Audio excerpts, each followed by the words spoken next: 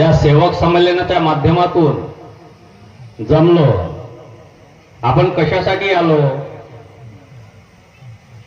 आपण काय करतो याचा विचार प्रत्येकाला करायचा आहे.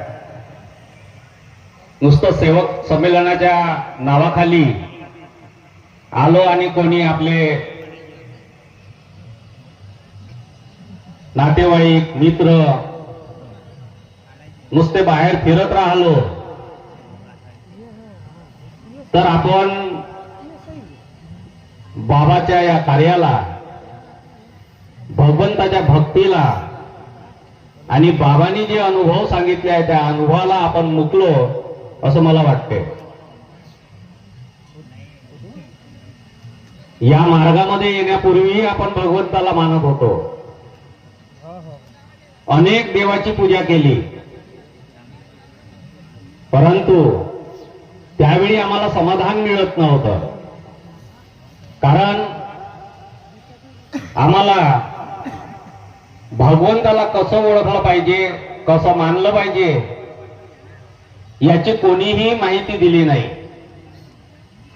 आपण भाग्यवान आहोत, या कलियुगामध्ये दैवी शक्तीने महान त्यागी बाबा जुमडेजींसारखे अवतार या पृथ्वी तलावर घेतला आणि बाबाच्या माध्यमातून आपल्याला भगवंताचा परिचय झाला.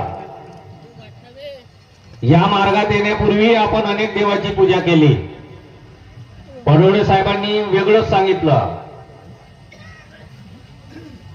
देवाला कोणीही फेकू शकत नाही. देव तेव्हाही मानत होतो, देव आजही मानतो. बाबांनी या मार्गामध्ये मूर्ती पूजा बंद केली. आपण कोणाचं विसर्जन केलं, मूर्तीचं विसर्जन केलं. देवाचं विसर्जन कोणीही करत नाही. जर देवाने आपलं विसर्जन केलं तर आपण जिवंत राहू शकत नाही. बरोबर आहे की नाही? आपण जर भगवंताचं विसर्जन केलं म्हणजे आपण राहू शकत नाही. तर सत्य काय आहे? सत्य ही चैतन्यमय शक्ती आहे आणि ती प्रत्येकाजवळ विराजमान आहे आणि ती विराजमान आहे म्हणून आपण या ठिकाणी बसलो आहोत. या मार्गामध्ये माझे वडील जुळले. आमचं राहणं उमरेडला होतं, जोगीठाणा पेठ उमरेडला. 1976 मध्ये माझे वडील या मार्गाशी जुळले. सेवक नंबर 720. माझ्या वडिलांना, माझ्या काकाला सर्वांना भजनाचा छंद होता. वाईट छंद कोणालाही नव्हता. दारुडे कोणीच नव्हते, दारू कधी पेतही नव्हते. आमच्याकडे श्रीकृष्ण जन्माष्टमीला गोपालकाला होत होता, भजन करत होते. परंतु इकडे भजन सुरू आहे आणि घरामध्ये शैतान फिरून राहिला, भूत दिसून राहिले, अशी ही क्रिया त्या काळी होत होती. पण एवढे भजन सुरू आहे, देवाचं नाव घेणं सुरू आहे, तरीही भूत तिथून बाहेर जात नव्हता. मग त्यावेळी देव मानत होतो तेव्हा देव कुठं होता? विचार करण्याला एक गोष्ट आहे. या मार्गात नव्हतो तेव्हाही देवच मानत होतो आणि सगळ्यांनी सांगितलं की आपण देवच मानतो, पण तरीही देव आपल्याला मदत करत नव्हता. आमच्यावरती असेच प्रसंग होते आणि प्रत्येकाची तीच कहाणी आहे. त्याच्या पलीकडे कोणीच नाही आहे. कारण प्रत्येक सेवक या ठिकाणी जो जुळला तो दुःखामुळे जुळला. ही गोष्ट मी बऱ्याच वेळा सांगितली आहे. बाबाला मी लहान असताना मला तबला वाजवण्याचा छंद लागला. 76 मध्ये जेव्हा आम्ही मार्गाशी जुळलो तेव्हा बाबांचा दौरा उमरेडला झाला आणि उमरेडला आमचे मार्गदर्शक होते नारायणरावजी चिचघरे, आजचे आमचे संचालक ईश्वरजी चिचघरे यांचे वडील. बाबांचा दौरा झाला आणि आम्ही सगळे दुसऱ्या दिवशी चहा पाणी घेत चिचघरे यांच्या घरी बसलो होतो. तेव्हा बाबांनी माझ्या वडिलांना सांगितलं, सहादेव म्हणे तुला भजनाचा छंद आहे, तुझ्याकडे सगळं सामान आहे. त्यावेळी परमात्मा एक सेवक भजन मंडळ नव्हतं, फक्त गरीबदासजी हे गायक होते आणि बाबासोबत फिरायचे. ते आपल्या कार्यक्रमासाठी पेटी वाजवणारा आणि तबला वाजवणाऱ्याला त्यांची मजुरी देऊन सोबत आणायचे, किंवा ज्या गावात कार्यक्रम आहे त्या गावातल्या वाजवणाऱ्याला सोबत बोलवायचे आणि त्यांना त्यांची मजुरी द्यायची. त्यावेळी माझे काका राऊत गुरुजी मजुरी घेऊन जायचे, माझे वडील सुद्धा जायचे. परंतु जेव्हा मार्गाशी जुळलो आम्ही, तेव्हा बाबांनी सांगितलं की तू भजन मंडळ तयार कर. बाबाच्या शब्दावर बाबांनी, माझ्या वडिलांनी बाबाला विचारलं, बाबाने भजन मंडळ करायचं आहे म्हणजे 5 माणसं तर पाहिजे. समविचारी माणसं जर नसल, कोणीच जर भजनात येऊन बसला नाही तर गायन कोण कराल, वाजवणार कोण आहे? 5 माणसं तर जुळले पाहिजे. बाबा म्हणे तू त्याची चिंता करू नको.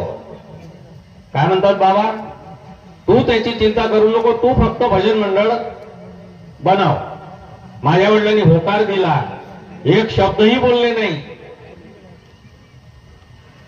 आज जर त्याच्यानंतरही मी कितीतरी अनुभव पाहिले, बरेच लोक बाबाला प्रश्नच विचारायचे.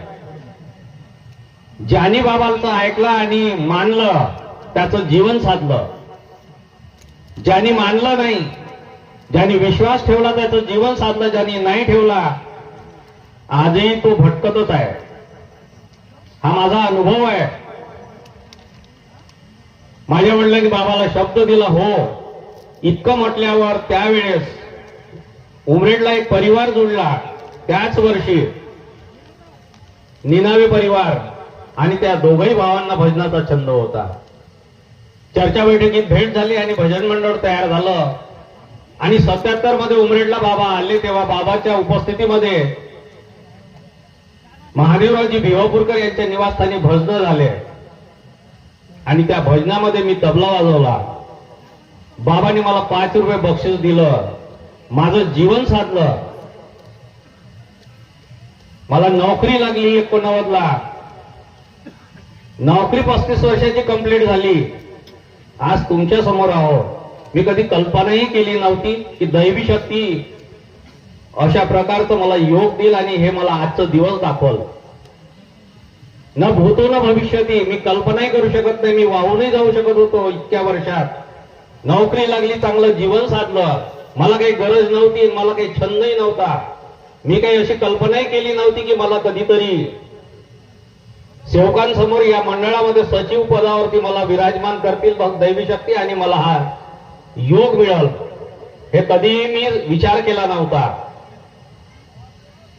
बाबासोबत फिरत असताना आम्ही 80 मध्ये ढोलमाऱ्याला कार्यक्रम झाला. आम्ही त्यावेळेस बाबासोबत जात असताना रेल्वेने जायचा आणि ज्या तारसा किंवा बर्टीवरून उतरल्यानंतर रेंगी आणि बंडी बैलांनी दौरा व्हायचा. आम्ही ढोलमाऱ्याला कार्यक्रम झाला. कार्यक्रम झाल्यानंतर दुसऱ्या दिवशी चहा पाणी घेतला. नाश्ता चहा पाणी झाल्यावर आम्ही सातवण्याला निघालो. आता जात असताना पायी जायचं होतं आणि जाता जाता बरेच शेत्या होत्या आणि पाननार रस्त्यानी जायचं होतं. तर बाजूला तुरीच्या शेंगा, तुरीचे झाड होते लागलेले. जाता जाता प्रत्येकाने हात लावला आणि तोडल्या. मोह कोणाला आवडत नाही, कोणालाही आवडत नाही. आम्ही सुद्धा चालता चालता तोडल्या. हा अनुभव माझ्या नजरेच्या समोरचा आहे. मी कुठलीही गोष्ट ऐकलेली सांगत नाही. सगळ्यांनी तोडल्या आणि आम्ही जसं चालता चालता कोणी 4 तोडल्या आणि आपल्या हातात ठेवून काढून खाऊन चालून राहिला. परंतु आमच्या पेटी मास्तरने बरेच तोडले आणि खिशामध्ये भरून टाकल्या आणि बाबाची रेंगी बाजूने चालली गेली. बाबाला लक्षात आलं की हे लोक चुकीचं करून राहिले. जेव्हा आम्ही त्या सातोण्याला गेलो त्या ठिकाणी आंघोळ सगळी तयारी झाली, आमचं जेवण झालं, नंतर हवन झालं, चर्चा बैठक झाली आणि चर्चा बैठक झाल्यानंतर बाबांनी सांगितलं आता लवकर तुम्ही पाय मोकळे करून या आणि भजनाला सुरुवात करा. सायंकाळी आम्ही आता आलोच त्याच्या पहिले माझे वडील आणि पेटी मास्तर हे दोघ जण स्टेजवर बसले आणि माझ्या वडिलाचं काम होतं तबला पेटी लावायचं, पेटीच्या स्वरामध्ये तबला लावायचा. पेटी मास्तरनं पेटी उघडली आणि त्याचा एक स्वर ज्याच्यामध्ये आपण गायन करतो तो स्वर बंद होता. ते दोघेही जण माझे वडील आणि पेटी मास्तर पांडुरंग हेडाऊ यांनी पेटीचं ते स्वर खोलण्यासाठी म्हणून पेचकस घेतला आणि त्या पेटीला उघडलं. यांचं अजूनपर्यंत काऊन होऊन आलं नाही म्हणून बाबांनी माझ्या वडिलांना आवाज दिला, अरे सहादेव का झालं म्हणे. माझे वडील म्हणे काही नाही बाबा, हे जे किडे आहेत, किडा म्हणे याच्यात घुसला आहे त्याच्यामुळे स्वर बंद आहे, त्याला स्वरला खोलण्यासाठी प्रयत्न करून राहिलो म्हणे. बरं बरं ठीक आहे म्हणे, कर म्हणे. दोघंही सुरुवात केली आणि ते पाहायला बसले की याच्यामध्ये कोणता किडा गेला, पण त्यांना किडा दिसला नाही. पुन्हा दुसऱ्यांदा बाबांनी विचारलं, सहादेव झालं नाही का म्हणे. नाही बाबा म्हणे, ते लवकर सुरू नाही होऊन राहिला तो स्वर, पुन्हा प्रयत्न करा म्हणे. पुन्हा प्रयत्न केला परंतु तो स्वर काही सुरू होत नव्हता. पुन्हा बाबांनी आवाज दिला 15-20 मिनिटांना, अरे म्हणे वेळ होऊन राहिला, किती वेळ लागेल तुम्हाला. बाबा म्हणे तो स्वर बंद आहे, जर तो स्वर नाही खुलला तर म्हणे कार्यक्रम कसा होईल. बाबा काय म्हणतात, अरे म्हणे त्याच्यात किडा नाही घुसला, त्याच्यामध्ये तुरीच्या शेंगा घुसल्या आहे म्हणे. बाबाला कसं कळलं. बाबा म्हणे त्याच्यात किडा नाही घुसलाय, त्याच्यात म्हणे तुरीच्या शेंगा घुसल्या आहे म्हणे. जसं बाबांनी तुरीच्या शेंगाचं नाव घेतलं तसा पेटी मास्तर खाली उतरला, सगळेचे सगळे बाबाजवळ गेले आणि बाबाला माफी मागितली. बाबा म्हणे ठीक आहे, 4 शेंगा खाल्ल्या चालता फिरता चालते म्हणे, पण तुम्ही भरूनही आणून राहिले म्हणे त्याच्यातून, हे बरोबर नाही म्हणे. हे बाबांनी शिकवलं. जेव्हा बाबाला माफी मागितली आणि स्टेजवर येऊन बसलो आम्ही, तो स्वर सुरू झाला. त्या स्वरातला तो किडा कुठे गेला आम्हाला नाही माहित. ही दैवी शक्ती आहे, परंतु आपण आपल्या मनमर्जीनं वागण्याचा प्रयत्न करतो. समजण्यापेक्षा जास्त या मार्गामध्ये बाबांनी समज निर्माण केली, परंतु आपण समजत नाही. बाबांनी सांगितलं दैवी शक्ती, बाबा माझ्या जवळ आहे इतकं मन, ही समज आहे. देव तेव्हाही होता, देव आताही आहे, परंतु तेव्हा देवानी मदत नाही केली. परंतु या मार्गात आल्यानंतर बाबाच्या शब्दावर आपण जेव्हा कार्य केलं तेव्हा दैवी शक्तीने आपल्याला मदत केली. आपण ते सगळं सोडून देतो आणि बाकीचं सगळं सांगतो, बाबाचे गुण सांगत नाही. हे दैवी शक्तीचे गुण आहेत. जर आपण हे गुण सांगितलं तर गुण तुमचे वाढत राहील. आणि जर आपण इकड तिकडच्या गोष्टी केल्या, काही लोक इकड तिकडच्याच गोष्टी सांगतात. बाबाचे भाऊ किती होते, बाबाला पोरगी होती की पोरगा होता, तुम्हाला काय घेणं ते नाही, मला काय करायचं. अरे ज्या बाबांनी ज्या दैवी शक्तीचं गुण सांगितलं त्याच्याकडे लक्ष नाहीये, बाकी सगळ्याच गोष्टी करतो आपण. मग ते आवडत होतं का, बाबाचा भाऊ का करत होता, त्याला काय समजते. एवढ्या दूरवर जाण्यापेक्षा बाबांनी सांगितलं एक चित्त एक लक्ष एक भगवान. दैवी शक्तीकडे लक्ष द्या, हे भगवंताचे गुण आहेत. त्याच्याकडे जर लक्ष दिलं तर आपलं जीवन साधल. आणि आपण जर इकडे तिकडे पाहलो तर आपलं जीवन अधोगती जाईल. जर आपल्याला आपलं जीवन साधवायचं आहे तर बाबांनी दिलेले तत्वशब्द निवाचा आणि खास करून आपल्या कुटुंबात आणि सेवकात सत्य, मर्यादा, प्रेम. सत्य ही शक्ती आहे, ती जागृत कृपा आहे आणि तिचा गुण आहे, तिचं अंग आहे प्रेम. जर प्रेमाची वागणूक केली आणि मर्यादेत राहिलो, आपण मर्यादेत बोललो, मर्यादेचं पालन केलं तर आपलं कोणी काहीही बिघडू शकत नाही. हा माझा अनुभव आहे. माझं जीवन खूप लांब झालं आणि एवढ्या वर्षात मी कुठल्याही मार्गाने जाऊ शकत होतो, बिघडू शकत होतो, कोणाच्या नादी लागू शकत होतो, परंतु दैवी शक्तीने मला भटकू दिलं नाही. माझं जीवन साधलं. 35 वर्ष नोकरी केल्यावर ज्या वर्षी रिटायर्ड झालो मला माहित सुद्धा नव्हतं, मी तर सोडून दिलं होतं सगळं नाच. परंतु बाबाचा आदेश, बाबांनी आदेश दिला, तू जर चर्चा बैठकीत जाऊन बसलास नाही तर मी तुला दंड दिल्याशिवाय राहणार नाही. 2008 मध्ये बाबांनी स्वप्नाद्वारे समजावून सांगितलं आणि बाबाच्या त्या शब्दाचं आदेशाचं पालन केलं आणि मी चर्चा बैठकीत बसायला सुरुवात केली. मला बोलता येत नव्हतं आणि 11 मध्ये पहिल्यांदा बोललो मी काँग्रेस नगरला. आणि तेव्हापासून ही महानत्यागी बाबा जुंदेजीची कृपा आहे, नाही ही माझी नाही आहे. मला काही समजत नाही. बाबांनी मला म्हटलं होतं तू जाऊन बस, आणि बाबाला त्यावेळेस मी म्हटलं होतं की बाबा मला काही समजत नाही, बोलता येत नाही, मी जाऊन करू का?